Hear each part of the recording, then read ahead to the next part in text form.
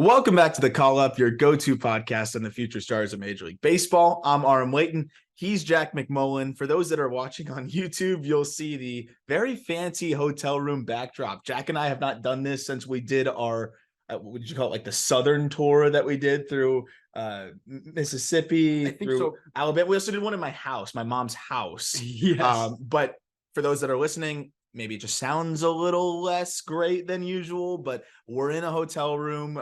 Thanks to BetMGM for putting us up here for the All-Star weekend. We just took in the Futures game. That was a lot of fun. We're going to give our takeaways from that. And then we're going to do some final draft thoughts, because even in the last couple of days, we've been able to kind of consume as much information as we can, consider all things, talk to some people, and come away with our final takeaways, which number one is Dylan Crews is looking less and less likely like the number one pick. I stand by what we said in terms of the prospect perspective. Yeah. But as we know, it's a lot more complicated than that. Yeah. I mean, let's start with the draft stuff. Also, I think when we were doing that down south road trip, it was like a suite type thing. So you didn't see the bed in the background. It's a great bed, king bed. Thanks to BetMGM again. I'm sleeping like a baby here in Seattle for the next 5 nights. So it's awesome, man. But yeah, I think what we are gathering as we read and as we monitor and whoever we can, chat with in Seattle, it feels like the heartbeat of the draft right now is, hey, it's not going to be Crews going to Pittsburgh, which is as weird as it doesn't make sense to me. It doesn't. I know that it makes sense financially. It makes sense in the grand scheme of the draft and slot money. This is something that is beyond us, but I thought Crews was clearing away the best option for the Pirates at 1-1. It doesn't look like they're going to go with the best baseball option. Now, what I will say is they're going to get a really good player. Yes. And this is the benefit of having a loaded class where you have 4 or 5 guys that you can turn to. Now, do I think that there are tiers within that group of 5? I absolutely do. I think that there is a 1, 2, 3, and I think that there is a 4 and 5. Yep. And I think that those are 2 separate tiers. But if they take anybody in that 1 through 3, I think Pirates fans have to be really happy. And I think that you have to understand why Ben Cherington is doing what he's doing. Now, if he does take somebody in that 4 or 5 second tier, I'm going to start to scratch my head a little bit. Yeah. So the 4 or 5 would probably be the high school guys. And that's not because it's high school versus college. I think it's more that the 3 college guys are as high upside of college guys as you're going to find. So can I also say part of it for me actually is high school versus college? That's fair. Because you think about the Pirates, with the first pick too. With the first pick, and you think about the Pirates timeline. Think about what's going on here. Their prospect stable is either at the major league level or they're in triple and double right now. Who's in high A or low A? Bubba Chandler? Yeah. That's it. Solomito's in double. Chang's in double. Yeah. Andy's in triple. Everybody else is pretty much up already. So in terms of aligning with the timeline, a college guy is ending this year in double A. And they still have some, and I know everyone says best player available, blah, blah, blah. But if you have the number 1 pick and you have a chance at a generational talent gets thrown out too much, but I would say every decade you kind of get a player like Dylan Crews, I think, in the draft, and that foolproof kind of guy. Langford's very close to that, and I think when I was doing the mock draft write-ups, the one thing I kind of hit on is this would never have been a conversation had Wyatt Langford not closed the gap so much this year, and that's props to Wyatt Langford. And the big thing that I think people are talking about with him is that, with Dylan Crews, the ceiling is a little bit more capped, but the floor is way higher. Dylan Crews, you could probably fast track him to double. He'll probably mash through there. It'll probably be in triple after a couple months. He's going to be 55s across the board with, I'd say, 60 plus hit tool. That's pretty much a guaranteed above average big leaguer with all-star potential. Wyatt Langford, we were talking about it. That guy could hit 40 home runs if it all works out. Dylan Crews, there's no scenario where he hits 40 home runs. And that's the one side of it. So if you can get the guy with 40 home run potential and also save $1 million and change, I kind of get it. Skeens, I just would never go with the arm number 1 when you have these kind of bats. They're talking about Walker Jenkins as a possibility. I've made it very clear how much I love Walker Jenkins as a high school prospect. I think Max Clark would be the biggest mistake just because his profile is not that of someone I'm looking to take 1-1. Yeah. Jenkins, again, though, like I love that player. I don't think he should be anywhere outside of the top 5. We have him 4 to the Rangers and sticking with that, but the domino effect that can happen if Jenkins goes 1 is nuts.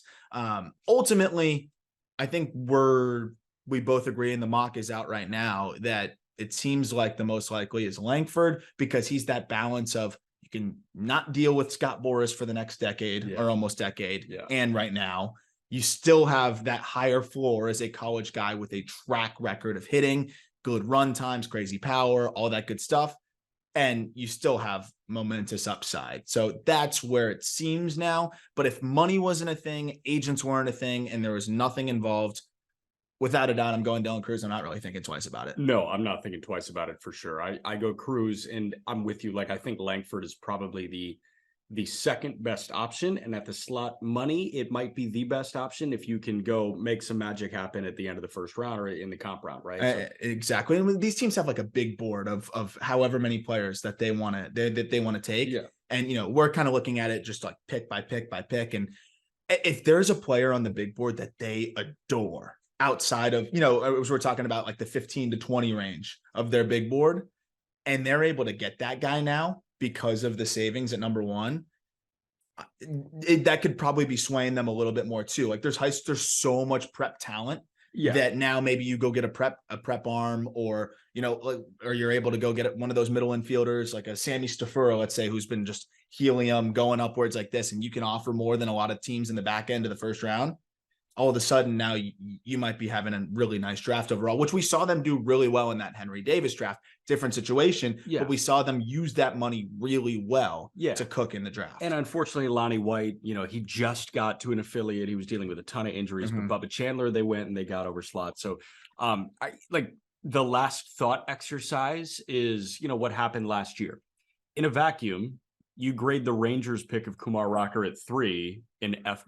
Yeah, not a good one. But in the 4th round, you grade their pick of Brock Porter as an A++. Yep. Overall, the Texas Rangers had a good draft last year, despite the number 3 overall pick being like a not good pick. Yeah. And I think Kumar can be good, but he's a TJ guy, But that was the whole point too. It's like he has arm issues. Exactly. So like, I think what the Rangers did is like they looked bad in a vacuum to look great when you assess the whole product. And I think that, like, as much as everybody wants to make sweeping claims about the number 1 overall pick, because those are the guys that everybody knows. Yeah. I think we have to wait until round 20 is over to assess the Pirates draft, which is like super not fun, and it's hard to do. Take thing. It's hard to do because, but the point is, like, even the most foolproof of foolproof players, like, go get Spencer Torkelson right now. Man. We would have said, oh, he's a slam dunk, blah, blah, blah. And like, every time we think he's figuring it out, he comes back down. But we said in 2020, this guy can have an 800 OPS in the major leagues.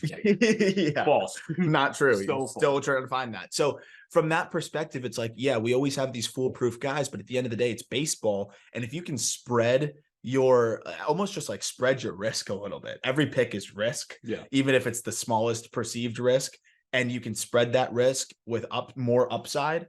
I understand that approach. But again, don't miss on the first pick. And there's a lot of different ways that you can avoid missing. I don't think that there's a blatant miss with any pick. I think the biggest risk would be taking Max Clark. The level of competition that he's playing, the limited upside with his swing. It's quick. He's definitely very powerful for his size, but I could see like kind of higher ground ball rates. Frustrating. Limited power, and I'm not going to say like the worst case could be like a Moniak situation. I think he's more talented than Mickey Moniak, who, by the way, is playing really well right now for the Angels.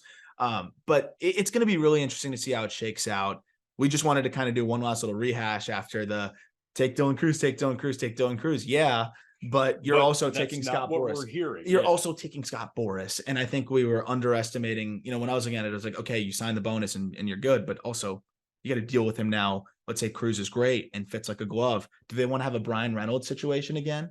Where they're just trying to extend this guy and it's just so ugly. I know they ultimately got it done, but that was ugly as hell. Like, it was not a No, good it was situation. an optics nightmare, and the smaller market teams do care about optics. Yeah. I think every team cares about optics, to be honest, but I think the Dodgers and the Yankees and the Mets can get away with a little bit less of Mhm. that. I think the Pirates, it's all about, hey, you have a talented player, make sure he's a Pirate for a really long Yeah. time. Yeah. And that's what they're doing with Brian Reynolds. That's what they did with McCutcheon. And, like you saw how important it was to bring McCutcheon back. Like, optics matter to the Pittsburgh Pirates. Optics matter to just smaller market teams in professional baseball. Yeah. And I think that college guy and Langford is a good optics play. Yep. It's not the play that Pirates fans probably want, but it's a really good underslot option, especially if they can start cooking in the 40s and 50s in this draft.